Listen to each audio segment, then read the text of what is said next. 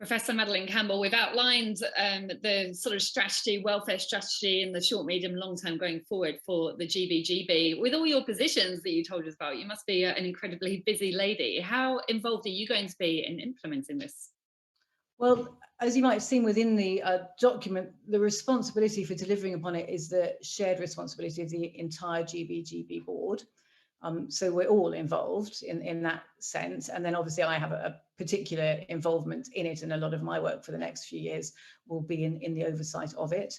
But also, as we already mentioned, then we'll be appointing this executive veterinarian. So they will be doing the day-to-day coordination, really. And I'll be overseeing that along with my other colleagues on the board. And of course, that includes, not only the veterinary director, but also the practitioners' representatives, so the owners and the trainers' representatives on the board. And that's really important as well, because a large, I keep mentioning this idea of shared responsibility, but really that is key to the whole thing. And so the oversight needs to be coming from all of us on the board, so that we can make sure that all of the people who are being, either represented on the board or feeding into it are all involved and helping to deliver this.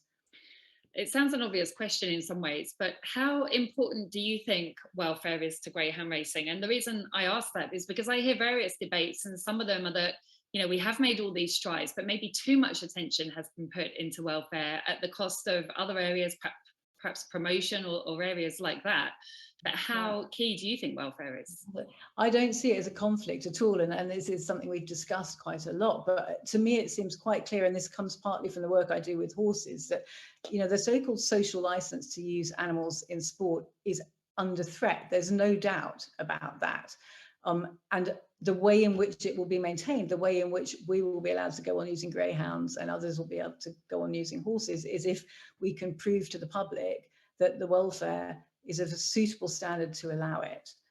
So, there are two slightly different arguments. There's obviously a rights-based argument around whether or not we should use animals at all. And in fact, that applies to all humans' uses of animals, not just the use of animals in sport. And that's a perfectly philosophical, valid point of view.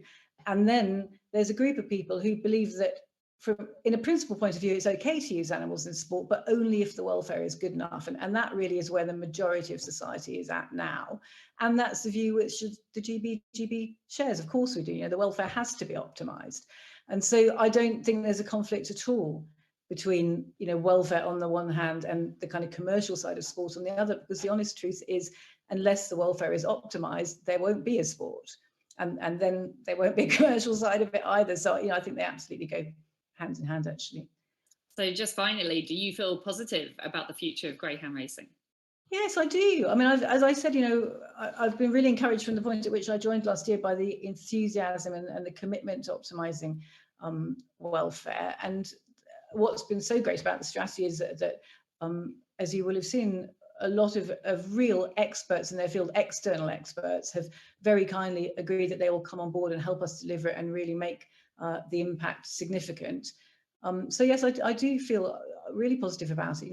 As I already said, I think it sounds like boasting, but I don't think it is. It is a world-leading strategy in the sense that there hasn't been one as comprehensive as this for greyhound welfare before, and I think it's providing us with a wonderful platform and a very clear way in which we're going to go forward now over the next 5 years. Well, I really enjoyed reading it, and it makes me very excited. So it's great to have you on board. Great to learn more about you, and I hope all our viewers enjoy hearing more about you as well. So thank you very much for your time. No, thank you for the opportunity to chat, and maybe we can come back and talk a bit more once it's underway. Absolutely.